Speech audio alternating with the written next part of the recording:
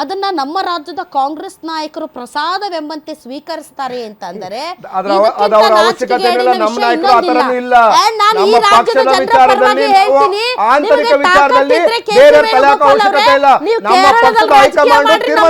ರಾಜಕೀಯ ಮಾಡಕ್ ಬರಬೇಡಿ. ಯಾಕಂದ್ರೆ ನಮ್ಮ ಕಾಂಗ್ರೆಸ್ ನಾಯಕರಿಗೆ ನಿಮ್ಮನ್ನ ಟೀಕಿಸುವಷ್ಟು ಧೈರ್ಯ ತಾಕತ್ತು ಇಲ್ಲ ಇವರಿಗೆ. ರಾಜ್ಯದ ಜನರ ಪರವಾಗಿ ನಾನು ಟೀಕಿಸ್ತೀನಿ, ಪಕ್ಷದ ಎಷ್ಟೈತೆ ಅಷ್ಟು ನೋಡ್ಕೊಳ್ಳಿ.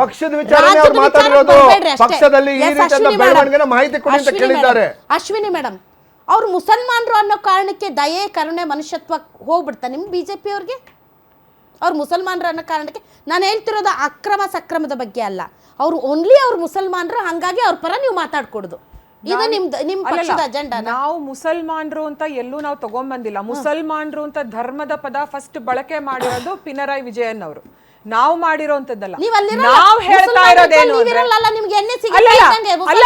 ರೂಲ್ಸ್ ಏನಿದೆ, ನಾನು ಅದೇ ಹೇಳ್ತಿದ್ದೀನಿ. ಕಾನೂನಿನ ಪ್ರಕಾರ, ಸಂವಿಧಾನದ ಪ್ರಕಾರ ಏನು ಅದಕ್ಕೆ ಕಾನೂನಿದೆ ಅದರ ಪ್ರಕಾರ ಮಾಡಬೇಕು. ನಾವು ಯಾವತ್ತು ಧರ್ಮದ ವಿಷಯ ಇದ್ರಲ್ಲಿ ತಗೊಂಡ್ ಬಂದಿಲ್ಲ. ಫಸ್ಟ್ ತಂದವ್ರನ್ನ ನೀವು ಆ ಪ್ರಶ್ನೆ ಕೇಳ್ಬೇಕು ಮೊದಲನೇದಾಗಿ.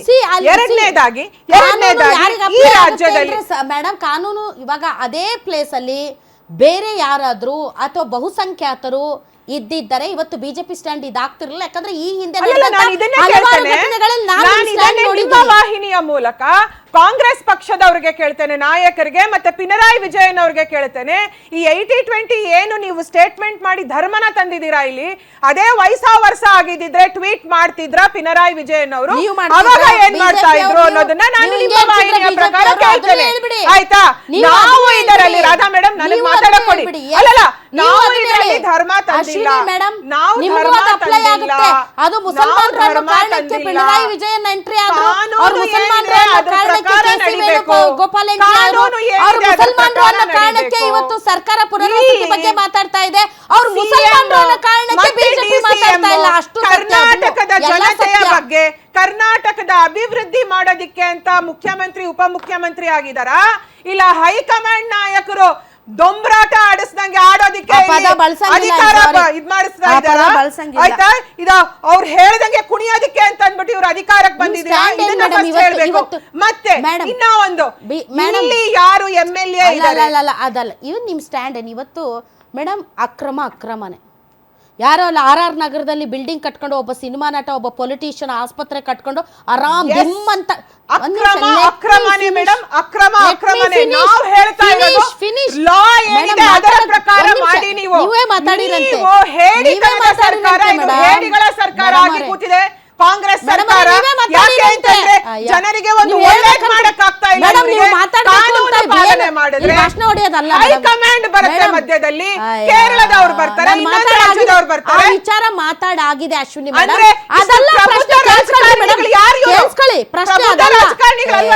ಪ್ರಶ್ನೆ ಕೇಳಿಸ್ಕೊಳ್ರಿ ಮೇಡಮ್.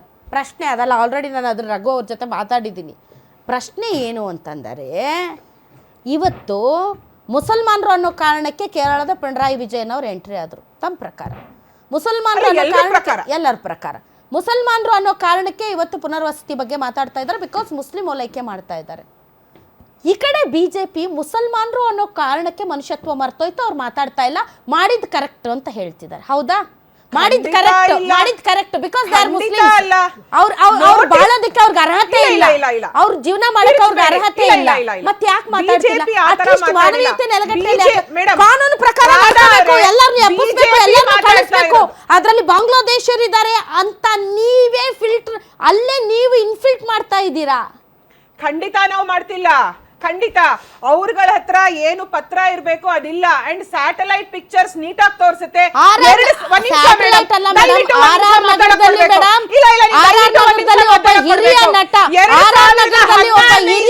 ದೊಡ್ಡ ಬಿಲ್ಡಿಂಗ್ ಮಾಡ್ಕೊಂಡು ಇವತ್ತು ಸರ್ಕಾರದ ಸಚಿವರಾಗಿರುವಂತ ಮೇಡಮ್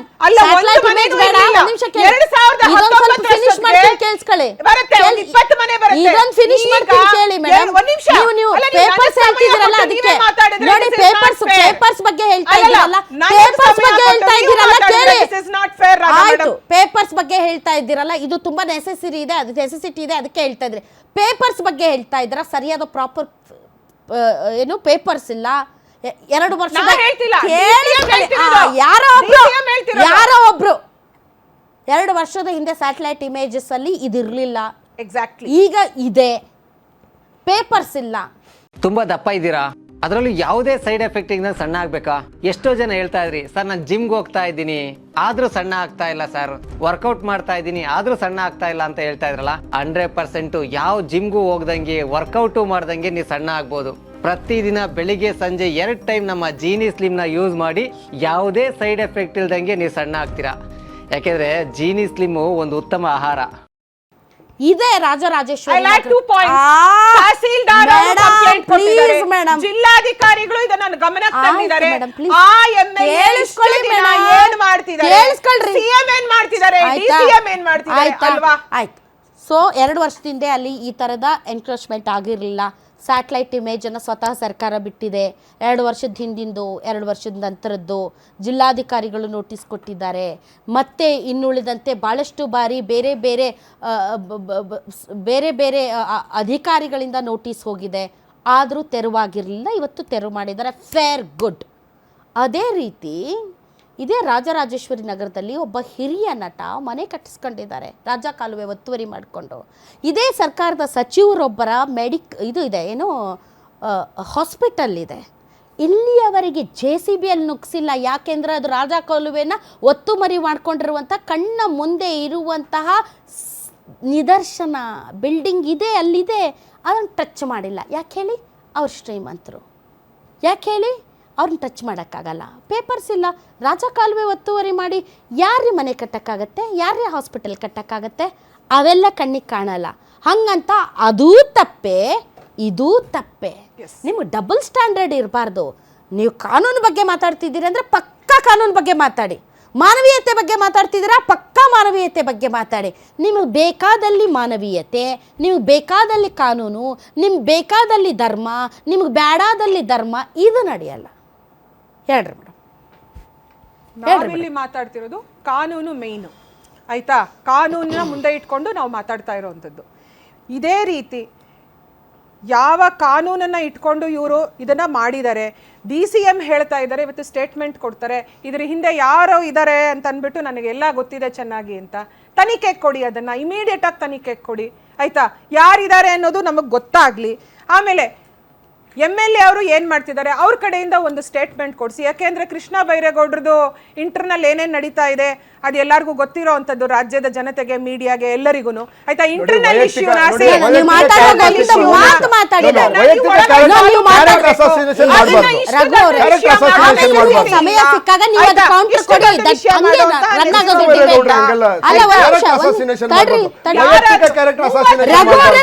ನೀವು ನನ್ನ ಡಿಬೇಟ್ ಹಾಳು ಮಾಡಬೇಡಿ. ನೀವು ಮಾತಾಡುವಾಗ ಅವ್ರು ಸುಮ್ಮನೆ ಇದ್ರು, ಹಿಂಗೆ ನಡೀತಾ ಹೋದ್ರೆ ನಿಮ್ಗಳನ್ನ ಸಮಾಧಾನ ಮಾಡಕ್ ನಾನು ಇಲ್ಲಿ ಕೂತಿಲ್ಲ ಬೇಕಾಬಿಟ್ಟೆ. ಒಂದ್ ನಿಮಿಷ, ನನ್ಗೆ ಗೊತ್ತಿದೆ, ಅವರಲ್ಲ ಅಲ್ಲಿ ಜನನೇ ಅದನ್ನ ಹೇಳ್ತಾ ಇದಾರೆ. ಒಂದ್ ನಿಮಿಷ. Character assassination not Ashwini Shankar doing. ಅಲ್ಲಿರುವಂತ ಜನ ನಾವು ಓಟ್ ಹಾಕಿದೀವ್ರಿ ನಿಮ್ಗೆ, ಕೃಷ್ಣ ಬೈರೇಗೌಡ್ರೆ. ಓಟ್ ಹಾಕಿಸ್ಕೊಳ್ಳುವಾಗ ಗೊತ್ತಾಗಿಲ್ವಾ ಇಲ್ಲಿ ಅದು ಒತ್ತುವರಿ ಆಗಿದೆ ಅಂತ? ಅವಾಗ ಚೆನ್ನಾಗಿತ್ತಾ ನಿಮ್ಗೆ? ಈಗ ಒತ್ತುವರಿ ಆಗಿದೆ ಅಂತ ಗೊತ್ತಾಯ್ತಾ? ಅವಾಗ ನಮ್ಗೆ ವೋಟರ್ ಕಾರ್ಡ್ ಕೊಟ್ಬಿಟ್ಟು ಅವತ್ತು ನಮ್ಗೆ ಎಲ್ಲ ಗ್ಯಾರಂಟಿಗಳದು ಕಾರ್ಡ್ ಕೊಟ್ಬಿಟ್ಟು ಓಟ್ ಹಾಕಿಸ್ಕೊಂಡ್ರಲ್ಲ, ಅವತ್ತು ಗೊತ್ತಾಗಿಲ್ವಾ ಕೃಷ್ಣ ಬೈರೇಗೌಡ್ರೆ ಇದು ಒತ್ತುವರಿ, ಇಂಥ ಅಕ್ರಮವಾಗಿ ಇವ್ರನ್ನ ಇಲ್ಲಿ ನೆಲ್ಸಕ್ ಬಿಡಬಾರ್ದು, ಇವ್ರಿಗೆ ಇದು ವೋಟರ್ ಕಾರ್ಡ್ ಕೊಡಬಾರ್ದು ಅಂತ ಇವತ್ತು ನಿಮ್ಗೆ ಜ್ಞಾನೋದಯ ಆಯ್ತಂತ ಅವರೇ ಕೇಳ್ತಾ ಇದಾರೆ. ಇನ್ನೇನು ನೀವು ಅವ್ರನ್ನ ತಡೆಯೋದು? ಒಂದ್ ನಿಮಿಷ. ಅಂದ್ರೆ ನಮ್ಮ ಪಕ್ಷ, ನಮ್ಮ ನಾಯಕರು ಹೇಳೋದೇನು ಅಂತಂದ್ರೆ, KC ವೇಣುಗೋಪಾಲ್ ಅವ್ರು ಏನಕ್ಕೆ ಬರ್ತಾರೆ ಇದರಲ್ಲಿ? ಅವ್ರೇನ್ ಹೈಕಮಾಂಡ್ ಇಲ್ಲಿ ಬಂದು ಇದ್ ಮಾಡೋದು? ಕಾನೂನಾತ್ಮಕವಾಗಿ ಏನ್ ಮಾಡ್ಬೇಕು, CM ಇದಾರೆ, DCM ಇದಾರೆ, ಕರ್ನಾಟಕ ಸರ್ಕಾರ ಮಾಡುತ್ತೆ ಅಂದ್ರೆ ಇವ್ರಿಗೆ ತಾಕತ್ತಿಲ್ಲ. ಅವ್ರು ಅಲ್ಲಿಂದ ಬಂದು ಹೆಂಗ್ ಬೇಕೋ ಹಂಗೆ ಇವ್ರನ್ನ ಆಟ ಆಡಿಸ್ತಾ ಇದ್ದಾರೆ, ಆಯ್ತಾ? ಇಲ್ಲಿ ನಾವು ಹೇಳ್ತಾ ಇರೋದು ಗವರ್ನೆನ್ಸ್, ಆಡಳಿತ ಯಂತ್ರ ಅನ್ನೋದು ಸತ್ತು ಹೋಗಿದೆ ಈ ರಾಜ್ಯದಲ್ಲಿ. ಎಲ್ಲಿ ನ್ಯಾಯ ಏನೂ ಇಲ್ಲ ಇಲ್ಲಿ, ಆಯ್ತಾ? ಇದನ್ನ ನಮ್ಮ ಪಕ್ಷದ ನಾಯಕರು ಹೇಳ್ತಾ ಇರೋಂಥದ್ದು. Radha madam, all right, I will come back. ಇನ್ನೂ ಇಬ್ಬರು ಅತಿಥಿಗಳಿದ್ದಾರೆ, ಅವ್ರನ್ನೂ ಮಾತಾಡ್ಸಿ.